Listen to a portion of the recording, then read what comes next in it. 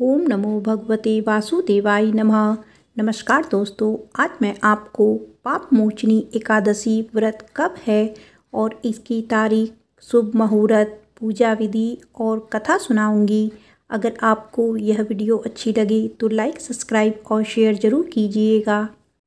एक बार प्रेम से बोलो विष्णु भगवान की जय। चैत मास के कृष्ण पक्ष की एकादशी तिथि को पाप मोचनी एकादशी के नाम से जाना जाता है। इस दिन जगत के पालनहार श्री हरि विष्णु जी की पूजा की जाती है। ऐसी मान्यता है कि जो व्यक्ति भगवान विष्णु को पूरे विधि विधान से पूजा अर्चना करता है उसकी सारी मनोकामनाएं पूर्ण होती है। साथ ही व्यक्ति अनजाने में किए गए पापों से मुक्ति मिलती है। आइए अब जानते हैं पाप मोचनी एकादशी का व्रत कब रखा जाएगा। साथ ही जानेंगे इस व्रत का क्या महत्व है और इसकी पूजा विधि। एकादशी तिथि का प्रारंभ सुबह 25 मार्च को 5:06 पर होगा। वहीं एकादशी तिथि का समापन 26 मार्च दोपहर में 3:45 पर समाप्त होगी। ऐसे में उदया तिथि के अनुसार 25 मार्च को ही पाप मोचनी एकादशी का व्रत किया जाएगा। वहीं व्रत का पारण अगले दिन यानी 26 मार्च को दोपहर में 12 बजे के बाद किया जाएगा। मोचनी एकादशी का व्रत करने से व्यक्ति के सारे पाप मिट जाते हैं।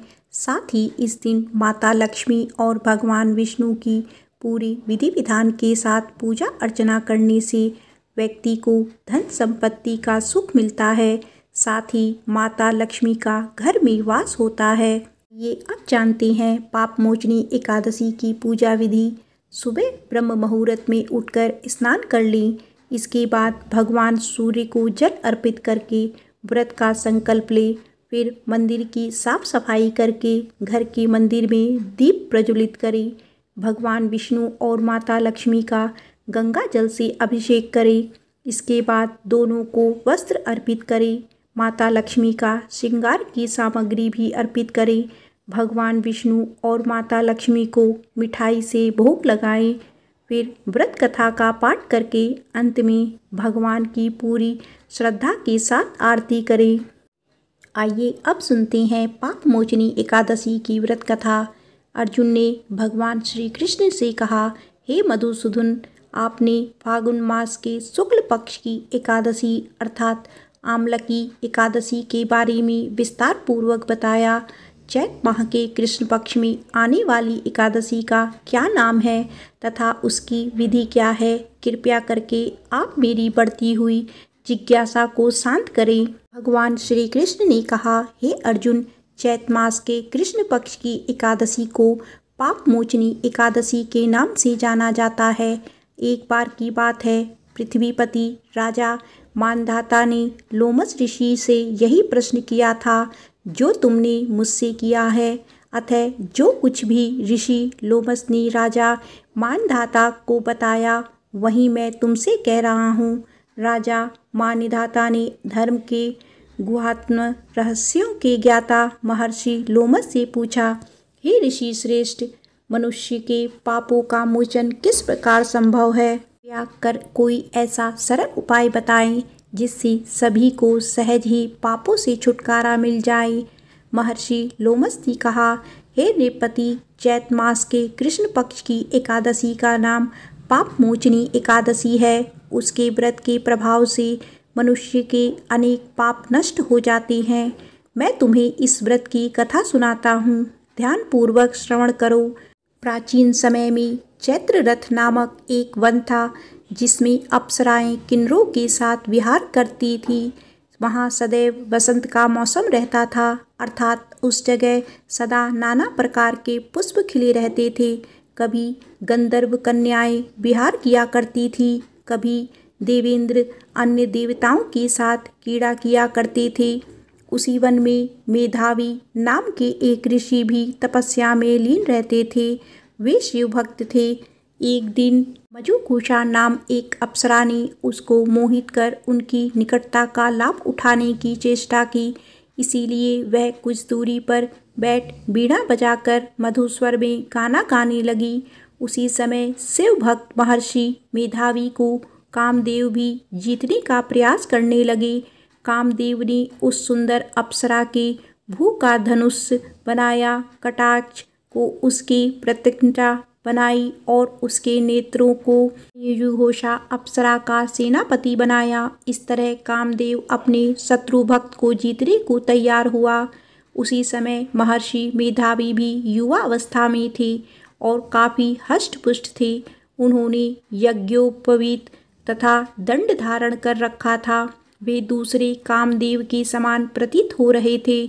उस मुनि को देखकर कामदेव के वश में हुई मयूरघोषा ने धीरे धीरे मधुर वाणी से वीणा पर गायन शुरू किया तो महर्षि मेधावी ने मयूरघोषा के मधुर गाने पर तथा उसके सौंदर्य पर मोहित हो गई।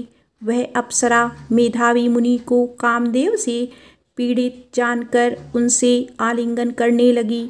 महर्षि मेधावी उसके सौंदर्य पर मोहित होकर शिव रहस्य को भूल गए और काम के वशीभूत होकर उसके साथ रमण करने लगे। काम के वशीभूत होने के कारण मुनि को उस समय दिन रात का कुछ भी ज्ञान ना रहा और काफ़ी समय तक वे रमण करते रहे।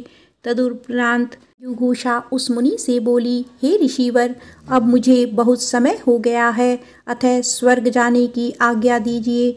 अप्सरा की बात सुनकर ऋषि ने कहा, हे मोहिनी, संध्या को तो आई हो, प्रातःकाल होने पर चली जाना। ऋषि के ऐसे वचनों को सुनकर अप्सरा उनके साथ रमण करने लगी। इसी प्रकार दोनों ने एक साथ बहुत समय बिताया। मयूरघोषा ने एक दिन ऋषि से कहा, हे विप्र, अब आप मुझे स्वर्ग जाने की आज्ञा दीजिए।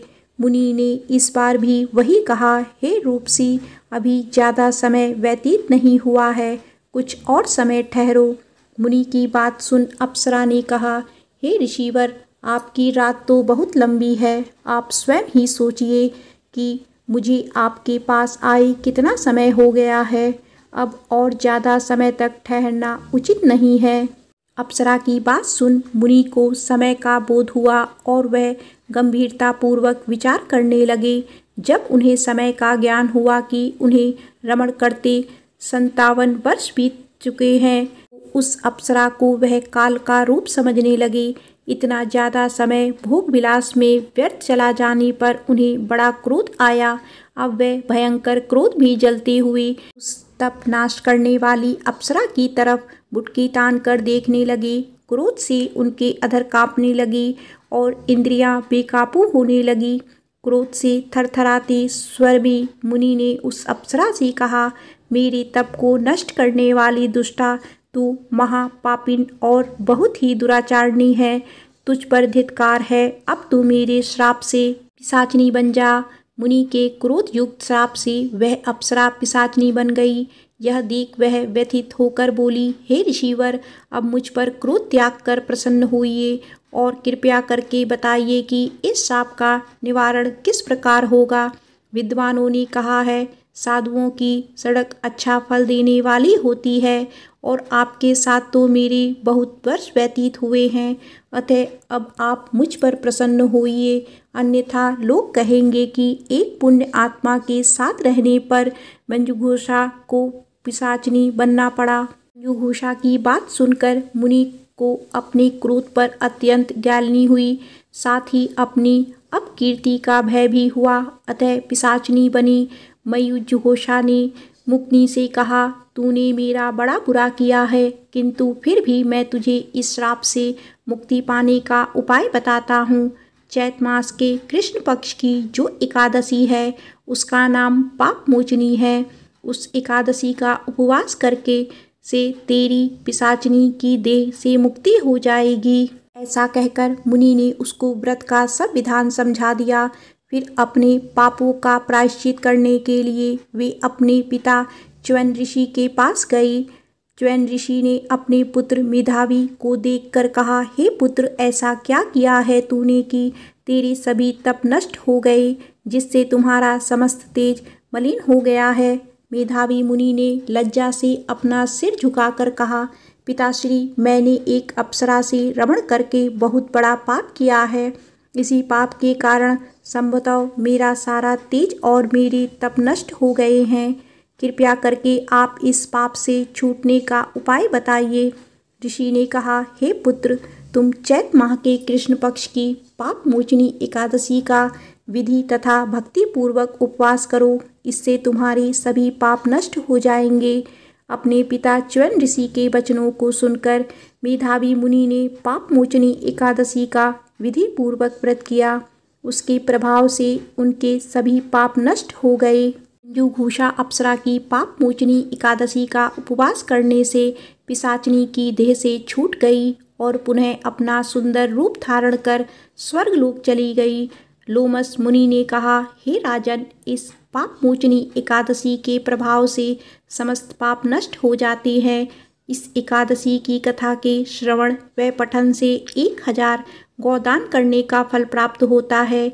इस उपवास के करने से ब्रह्म हत्या करने वाले, स्वर्ण चुराने वाले, मदपान करने वाले, अगम्या गमन करने वाले आदि भयंकर पाप भी नष्ट हो जाते हैं और अंत में स्वर्गलोक की प्राप्ति होती है। प्रेम से बोलो विष्णु भगवान की जय, माता लक्ष्मी की जय, एकादशी माता की जय।